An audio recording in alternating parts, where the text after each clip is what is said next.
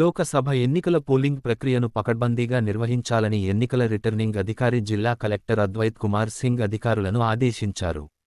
మహబూబాబాద్ జిల్లా కేంద్రంలోని సాంఘిక సంక్షేమ గురుకుల పాఠశాలలోని స్ట్రాంగ్ రూములో ఈవీఎం యంత్రాలపై పోలింగ్ సరళిని పరిశీలించారు. ఈ నెల 13న జరిగే పోలింగ్ ఏర్పాట్లలో ఈవీఎం, వీవీప్యాట్లు సామాగ్రి తరలింపు తదితర వాటిపై ఉన్నతాధికారులకు పలు సలహాలు, సూచనలు చేశారు. ఎలాంటి పొరపాట్లు, ఇబ్బందులకు ఆస్కారం లేకుండా పోలింగ్ ప్రక్రియను నిర్వహించాలన్నారు.